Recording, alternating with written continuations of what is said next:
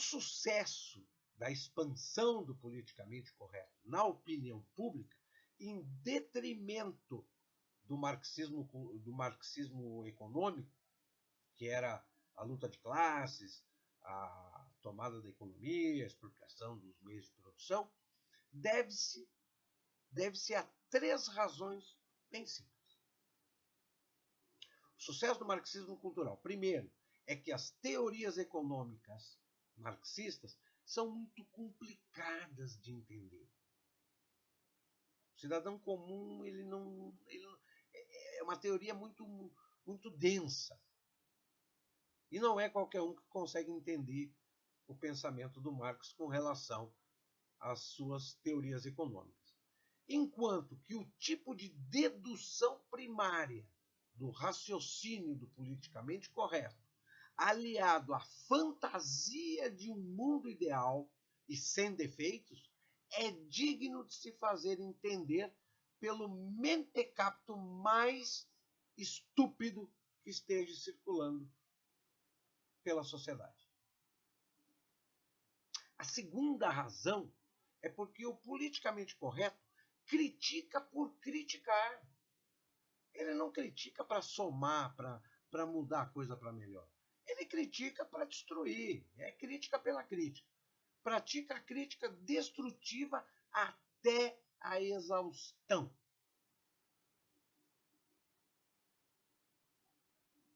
Por essa razão, a gente começa a notar que o modelo de diálogo entre as pessoas, elas tomaram um formato. 2 cidadãos, se eles são ambos politicamente corretos, primeiramente não vai haver diálogo, porque um vai falar, o outro vai concordar e vice-versa. Então, não existe soma de ideias. É apenas um diálogo limitado e baseado na concordância do que um ou outro fala. Quando se depara com 2 cidadãos, um politicamente correto e o outro não politicamente correto, o politicamente correto vai tentar, de todas as formas, destruir o argumento do seu debatedor. Mesmo ele não tendo conhecimento do assunto, mesmo ele não tendo embasamento nenhum, o problema do politicamente correto é destruir, criticar por criticar. E quando o politicamente correto se vê no cantinho, espremido, porque ele não tem conhecimento, ele critica só para destruir, o que ele faz? Ele começa a ofender o outro lado. É a forma de fuga do politicamente frente a quem não é igual a ele. Ele não consegue lidar com os diferentes, ele só sabe lidar com os iguais a ele. Por isso que, em alguns casos, a gente vê pessoas que certos diálogos, ou certos debates, ou certas conversas, acabam em briga. Porque o politicamente correto ele não admite que ninguém discorde dele. Como é que ele conversa com seus iguais e a conversa termina numa paz? Claro, ambos pensam igual, só concordam um com o outro. Agora, no momento que tu pega uma pessoa que pense diferente, ele vai tentar destruir, o outro vai tentar não deixar destruir, e aí ele se vê oprimido e ele faz uma coisa só. Ou ele ofende e foge, ou ele tenta combater através da violência. Então, certas situações muito cotidianas que a gente cansa de ver por aí, tá, é justamente de pessoas que são ou estão contaminadas por esse modelo de cultura, a cultura do politicamente correto. E o terceiro ponto, a terceira razão pela qual o politicamente correto ele teve sucesso na sua expansão, a terceira razão é que o antropocentrismo do marxismo econômico falhou. O antropocentrismo o ser humano é o centro do mundo, né? Só que o antropocentrismo no marxismo econômico falhou porque o marxismo econômico ele é um projeto natimorto. O resto do marxismo, o que sobrou do marxismo, é justamente o marxismo cultural, que foi desenvolvido através de um modelo guerrilheiro, digamos assim. Você pega pessoas e infiltra ela em determinados setores da sociedade, como, por exemplo, nas universidades, nas escolas, na mídia, nas editoras, nas associações de bairro, nas igrejas até, por que não? E eles vão contaminando as pessoas, eles vão sutilmente impondo, desconstruindo o discurso daquele grupo e substituindo pelo seu pensamento politicamente correto.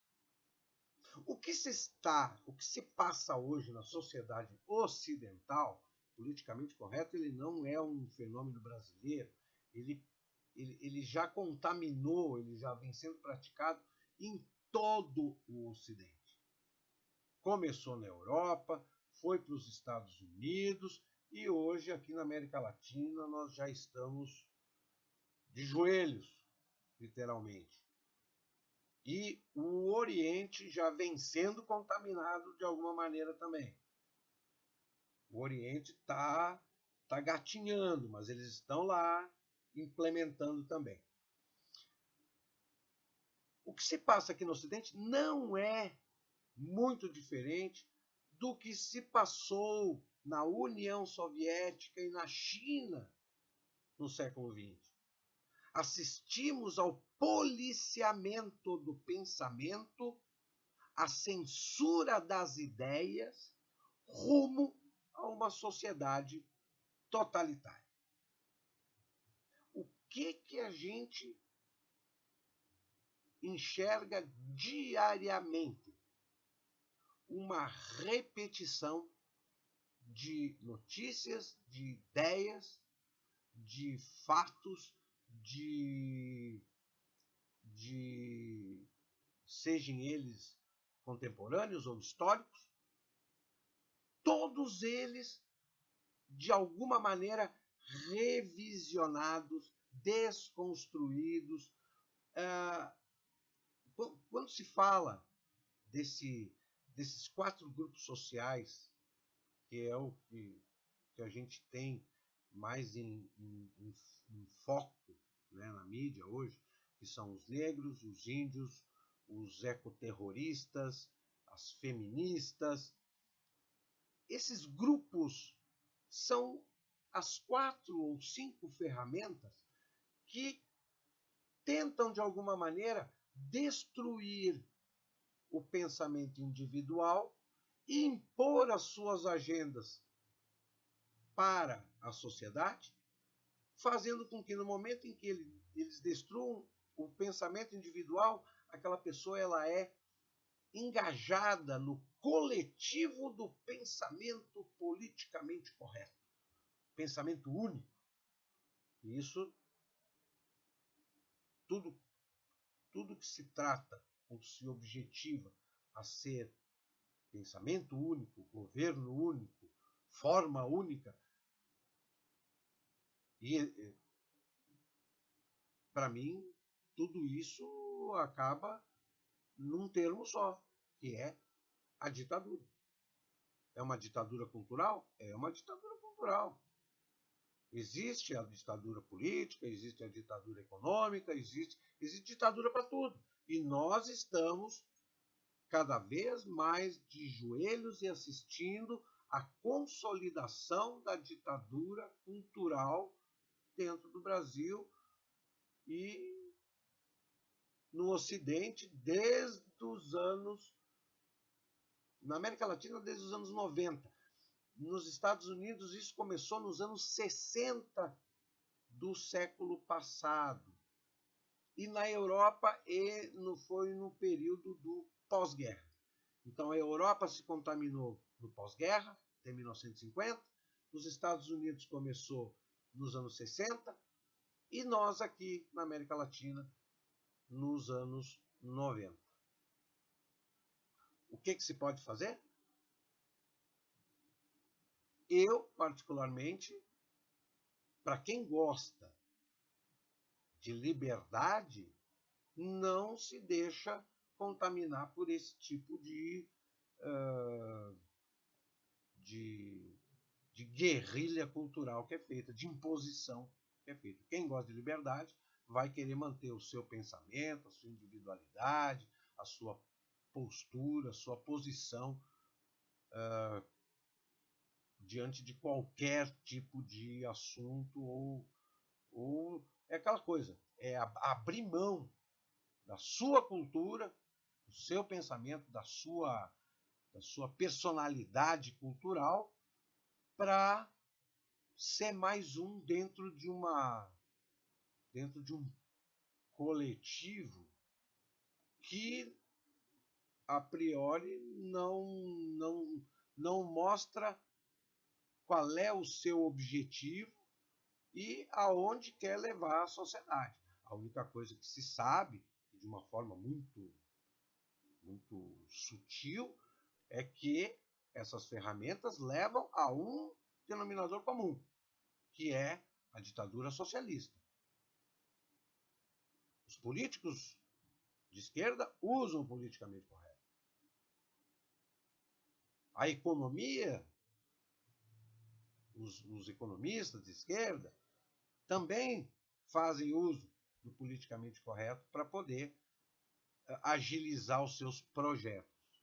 Então, quando se ouve falar nesse termo, vamos parar e pensar um pouco mais se é vantajoso ou se é extremamente nocivo se manter dentro de um coletivo ou fortalecer a sua individualidade cultural para que as pessoas não sejam mais um, mas que sejam um mais um produtivo. Né? E para ser um mais um produtivo, a gente não pode participar de um coletivo que tem um pensamento único. A gente precisa manter a nossa individualidade e manter as diferenças naturais entre as pessoas.